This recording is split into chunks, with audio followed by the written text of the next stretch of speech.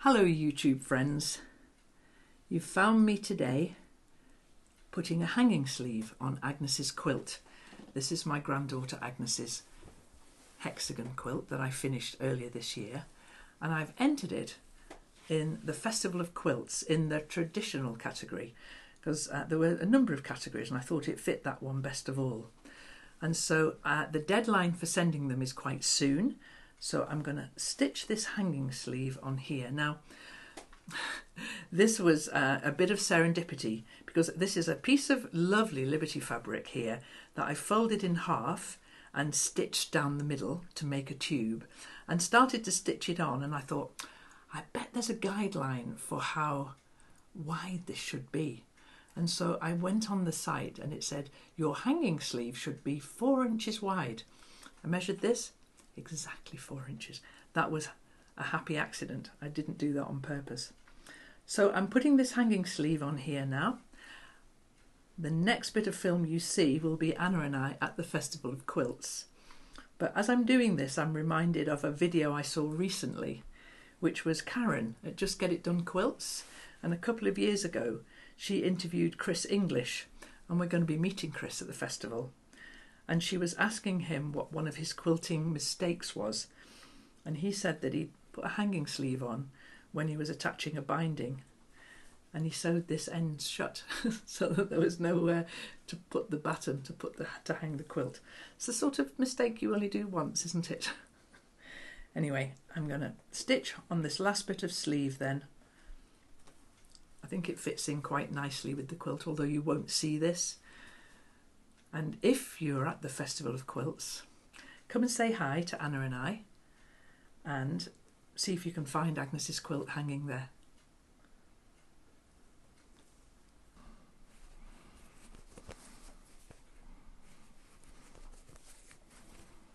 We're here.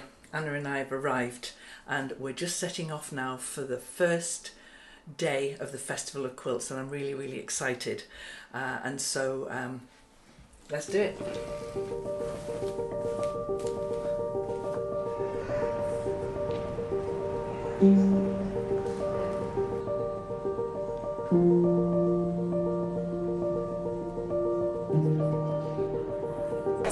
So Anna, what have you got there? Jelly roll. A jelly roll of what? Oh, lots of beautiful Liberty. Look at that. There's some Liberty going home with Anna. Definitely. And our first sale. Yeah.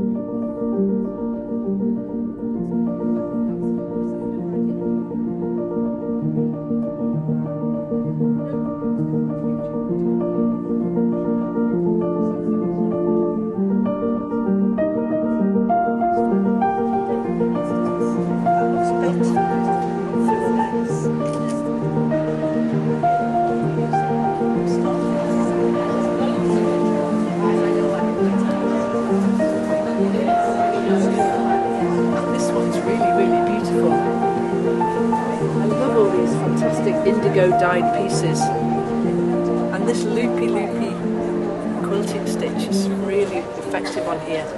Yeah, I love that one. Oh, I need to do some more indigo dyeing, I think.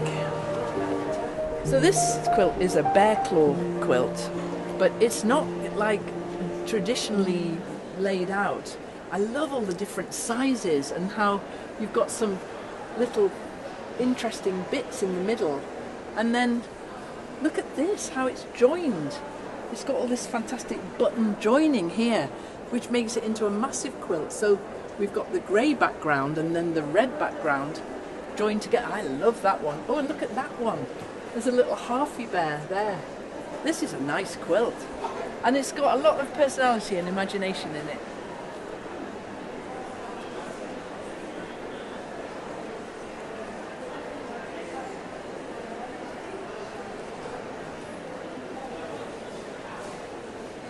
I'm at the Cotton Patch stand, and this is Nik and Linda, and they work here at the Cotton Patch. And if anyone's been to my little online shop and seen the cushion kits that we have for sale there, it's Nik who's cut all the squares for that, and Nik who's made the charm packs. It's Nik who's done all of that. And so I'm just called by the cotton patch stand this morning to say thank you very much to Nik and Linda. No problem at all. So have you enjoyed making our little kits? Absolutely, yeah. It's been an interesting diversion. Yeah, great, because you can cut the sizes I want and the colour combinations I want. Bespoke sizes. Yes, okay. And so, great, I love that, it's brilliant. So you enjoying being at Festival? Yes. It's been a very busy morning. Busy day yesterday, but now, you know, once the crowds are here, it's a buzz. Yeah. Gets the adrenaline going. Yeah. It's great. Yeah, very positive show. Brilliant. Well, let's have a look at your stand. And we'll have a quick look around if that's all right. Yes, certainly. Thank you so much. Okay. And you know where I am, don't you? For Oh my goodness! My sleepless nights! Can I give you a hug? you definitely can.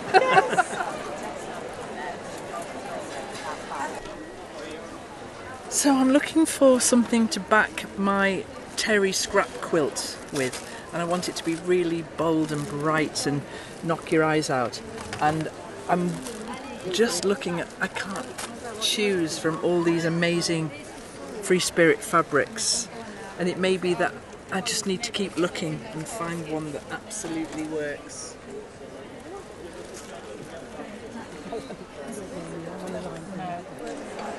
So you see a quilt and you're drawn to it, and who knows why you're drawn to it. Is it the fabrics, is it the design, what is it? And there's some of the quilts that just are amazing and some that I walk straight past, and it's such a personal choice, isn't it? So I'm going to go and look at some more.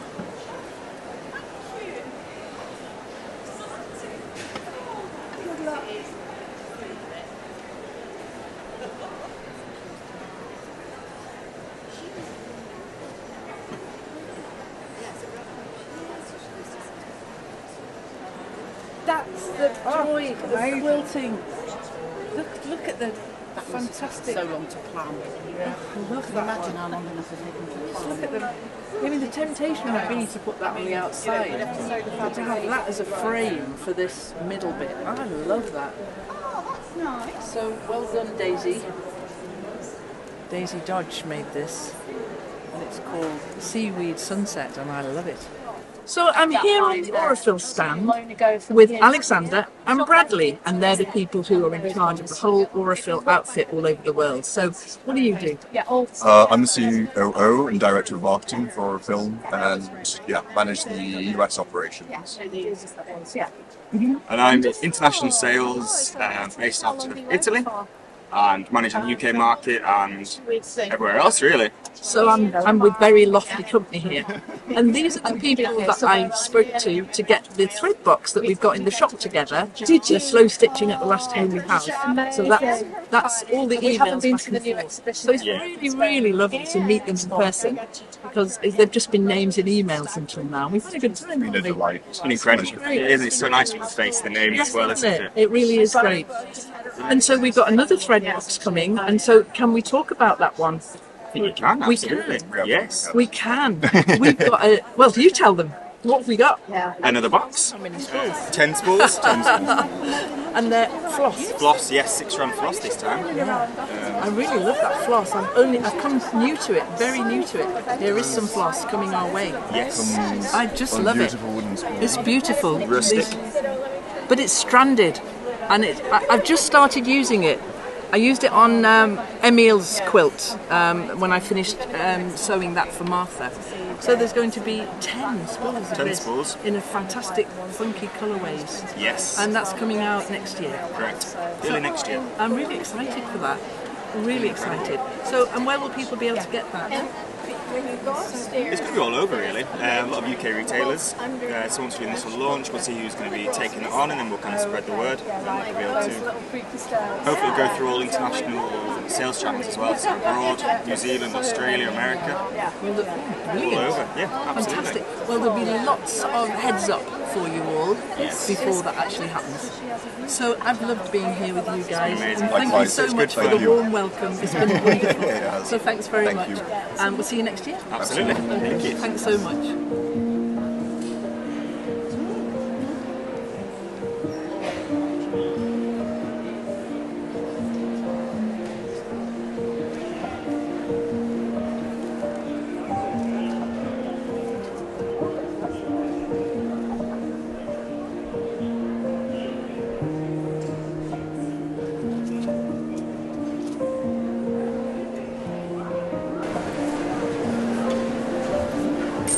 This one's just caught my eye. This is Kristen Hubert and it's called Denim and Scraps, and this is so it's loads of old denim jeans, and I just love the way she's put those flashes of colour on each of the blocks. It's beautiful. Yeah, I like that one a lot.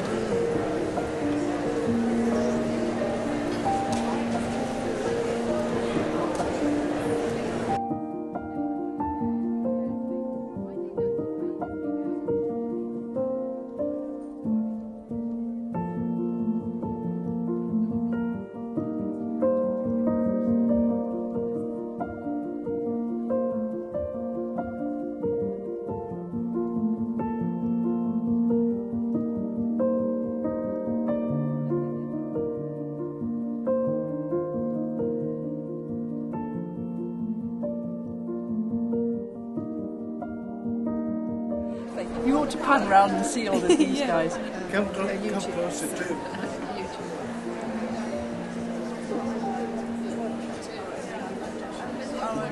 So, hi, I'm here at the Festival of Quilts with Kaffe Fassett and Brandon Mably, my two favourite people. And I met with them this morning and they said they were really up for having a little chat with us here. And I've sat them in front of Agnes's quilt. So have you seen Agnes's quilt? Is that how? Why is it called? How is it called Agnes's? Because Agnes is my granddaughter, and I started to make it before she was born, and now she's nearly 4. Oh my God! And I finished it not that long ago. Right. And if you look at it, you'll see there's a lot of your fabrics in here. It's English hand paper all piecing. English paper pieced, all inch hexagon. It took me about 3.5 years. And where did you start? Well, I started just before Agnes was born, and I was really kind of on edge. Did you have a colour concept? No, I thought I'll just sew these 2 hexagons together and make a little cop quilt for the baby. So you didn't initially have a pile of fabric and say, okay, this is the. Well, I had a pile of fabric. I'm sure you do. But yeah, I'm just thinking for the viewers, they look at this and think, well, where do I even start with it? Okay, that's a really good question. Yeah. So for me, it started out as a tiny project. It was really small, and I had some of your fabrics, basted them onto inch hexagons, and just started stitching together, just to stop me from worrying about when's Martha going to go into labour, when's this baby going to be born. And then after she was born, it was like, well, that's not big enough. Let's keep going and going, and it just grew and grew and grew like she did. And so, where would you start? With not much of an idea and a few hexagons. That's how I see it. That's actually quite brave for a lot of people, because people often want to know, they're trying to think about the end result or the process. They don't get into enjoying the process, they focus too much on the end result. And that's what I love about what I do, is process. Yeah. Almost more than product, actually. Yeah. I really do like that. That's a really good, we find, it's something that Kaffe has taught me, and to share with people when we're teaching, to really focus on the process and enjoy that, what one colour is doing to another, and as you're building the story, rather than trying to conceive in your head the whole thing. But not be too fretty about trying to finish it, because there doesn't need to be a finish line, does there? Yeah, exactly. And it should be an open book, so you take it where it wants to go, and it'll lead you. Yes, absolutely. It will lead you. That's very good. Oh, and that's a very interesting point, that allowing yourself to change your mind, so that you can take it, go in the direction it wants you to go. Yeah, that's interesting. Yeah. And because you can see here, it's it's organic.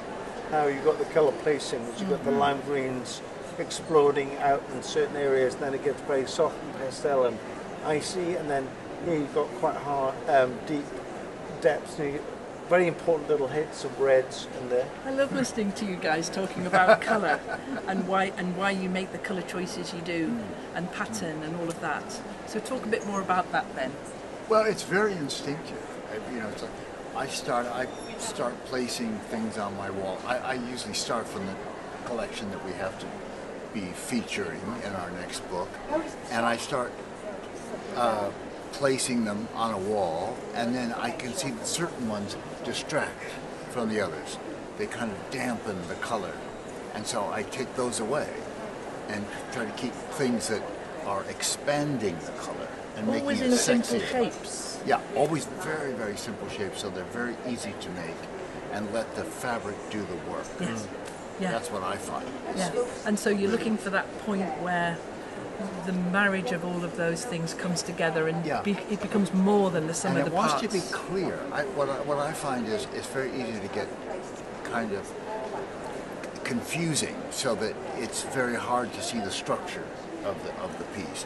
And I find structure is as important as color. So I want a nice, clear story, so that you don't get worried about what the structure is. You just look at it and you let the color just absolutely lift you.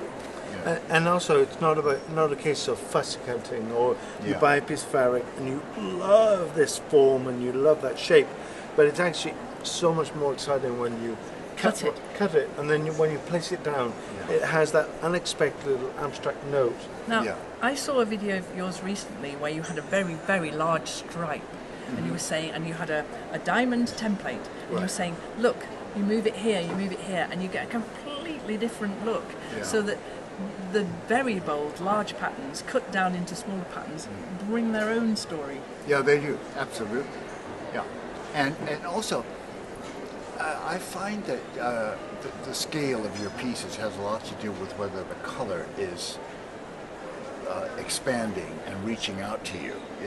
If you cut it too small, it cuts the color impact down. Yeah, it does. It cuts it dead, doesn't it? Yeah. Which is why what I like about some of the quilts that I see in your books and in your quilts, they're big, big pieces and bold geometrics. We talk about this often when we get together. Yeah, and you're very good at playing with those kind of, that scrappy look, but you have a wonderful coherence. I mean, I get a clear story when I look at your quilts, and I like that. These are just inch hexagons, and so the story this one tells is of this wafting through all these different shades and colours of greens and pinks and blues, and which I love putting this one together. Yeah. And the borders, for us, borders can make or break a quilt. How did you decide on? Well, this teal border, this is Moda Grunge, but used upside down, so I haven't got the grunge side, I've just got the teal side. And I agonised about the borders for a long time, and I'm not allowed to touch this, but a steward will step in and show us the back of this quilt. Thank you. And so the back of this quilt is this. Mably Fury. Yeah, all of that. And so, I mean, I'm allowed to touch it when Agnes is asleep underneath. It's a nice colorway for this. Doesn't that work well for that? It's like the party continues. That's exactly right. The party carries on to the back. Absolutely. And that fabric is in so many different colourways, but that one works with Our heart sinks when there's a wonderful symphony of colour on the front of a quilt. You turn it over and there's just one blue. I know. And you're like, it was a throwaway fabric on the back. I know, or sheet or something. You know what's interesting? When I show my quilts in Houston at the big quilt festival, and I will show everything on the front, and there's a little crowd of people and they're looking and everyone's very respectful. And then I turn and show the back and I get applause. Yeah. Because it's bold. Yeah. Because we use the boldest, think about that. The big flowers and things, so it's fun. Yeah. It's the throwaway thing. They don't think about the back of the quilt. Whereas I find myself more and more thinking about what could this look like on the back. And I love how the quilting stitches, because I hand quilt everything. Yeah. And I love how they look on the back. And this one was all hand quilted with I was going to say it's all hand pieced too, isn't it? Every single bit of this is hand. Even the borders, I stitched those on by hand because I thought I don't really want a machine near this, so there's nothing machined on this at all. It's a very interesting subject about patchwork and quilting, and they're two very separate things. Talk about that. Oh my God, how long have we got? Oh, and I get myself into sticky territory, but you know, there are those that fall in love with the what we call the Brillo padlock. Or there is those that what's the Brillo padlock? It ends up looking like a quilt Brillo and quilt. Oh, so that. there's not one so there's millimeter that isn't noticeable. quilted. Yeah. And then it's like they've just gone. I get that. And to us, it should be about emphasising what you want to bring the importance out of a fabric or a form. But a lot of people are absolutely worship heavy quilting, dense quilting, and we're just not there. We like the quilting to make a flower look a little more sexy, you know, make it bloom, you know, rather than. But also tell a bit of a story on the back as well. Yeah. I quite like how you can't really see it, but the grid's there, and I like that very much. True. Yeah, I like that very much. Yeah, I know what you mean. Yeah.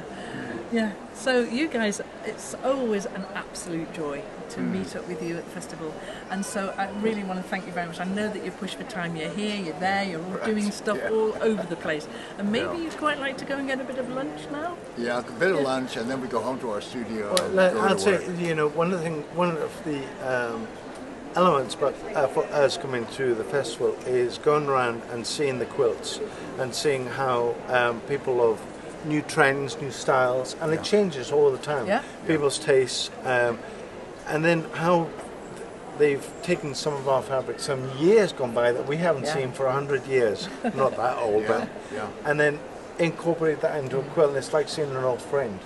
So, and that is a treat to behold, because to us it just gives us acknowledgement as a pat on the back as an artist. That, you know, because we do a lot. We give birth to fabric 14 months prior to when it actually comes out. But you've reimagined some of your old faithful designs, haven't you? In a new, yes. Because I saw something about that recently. Yeah, they're constantly going into the archive and saying, "Oh, let's recolor this," and I love it. I love bringing something back. You know, so that's fun. I remember a video of yours I saw where you got a Sharpie out. Started putting dots in the middle of your bubble fabric. You know, and I was a little bit nervous there.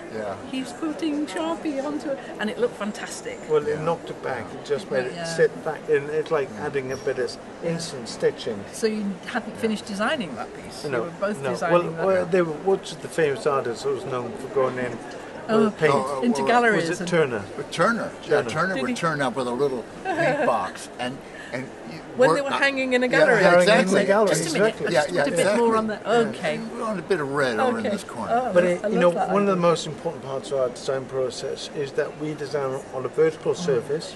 We put the fabrics on the wall and we stand back. Because, you know, I do the same. I always say in classes, we all look better from a distance, and so does your work. Yes, it does. I mean, this magnificent piece that you've listen to me. This is like a piece out of one of Monet's water lily paintings, and you see it from a distance. As you come up closer, then you lose yourself in all the little. When I saw it first yesterday, because we arrived yesterday, and I saw it from right at the bottom of that corridor there, and I looked and thought, there's the quilt, and it just looked so different from a long way. It was great. It was really great. So this is why, you know, it's so important. And I think that look at a vertical design board like that and standing back and living with it for a few days. So I stick them all up and then leave it. Well, it's very important to take a break, go away, come back, and then you see, you give it a little bit of breathing space. Well, thank you very, very much for taking time out of your busy day to talk to me. Lovely and to see you. It's really great to see you too, and we can catch up again soon. Well, we also look forward to seeing more of what you're doing. You're having a lot of fun. We are. I am having a lot of fun. I am really enjoying my journey with quilting, but not just quilting, all sorts of other things as well. And so, thank you. Stay tuned. Excellent. Thanks so much, both of you. Thank you. Thank you very much. Right, I'll tell you what I'm going to do. I'm going to give you that, take a bigger needle and pass them on. If everyone wants a bigger needle, that's absolutely fine. Okay. Don't thread your needles up just yet. There are the ones I've sent round. You're looking at them. Right. So you can see there's a glue-basted one and a thread-basted one. Big stitch in there. It's not about little stitches. I think this is what Anna struggled with, because she was doing really nice, tidy, neat stitches. So you're just going to do one nice big stitch to anchor that in place. Quite hard. Yeah. Oh, hang on. We've said you got flares here. Yeah. Oh, glasses. Hang on. Glasses. Right. It's slipped as I've been doing. Oh yes, and that's very common. So do I need to No, you don't do it? No, you don't. Because you're still okay. I'm still alright. Yeah, you're still okay. You're within the margin.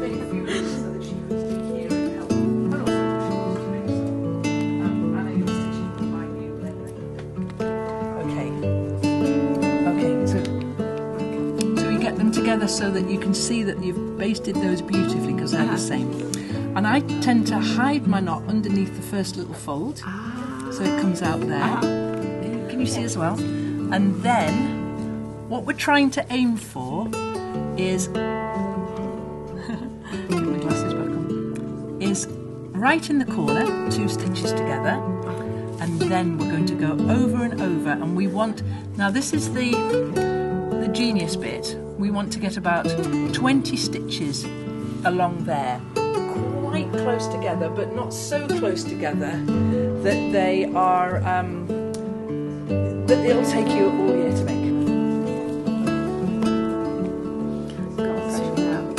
Yeah, I can't see it. I'm used to a daylight. Line up 2 sides, it doesn't matter at the moment which side well you it's use. stitched. Have you got a nice knot at the end of your Aurifil thread? I'm going to be showing off to a lot of people. What would you like me to do?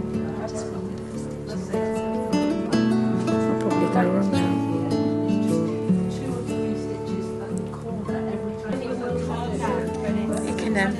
You can delete mine.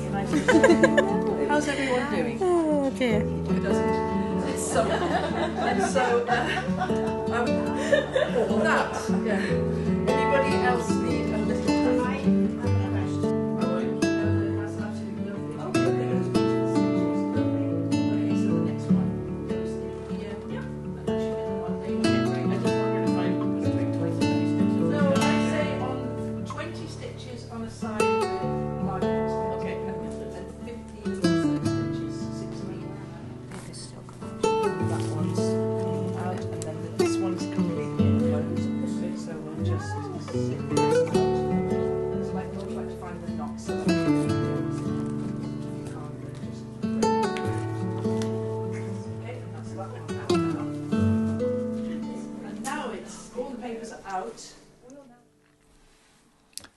I hope you enjoyed that look round the Festival of Quilts. What an interesting place. Anna and I spent 3 days there. We saw some fantastic quilts and some really interesting stalls and met some great people.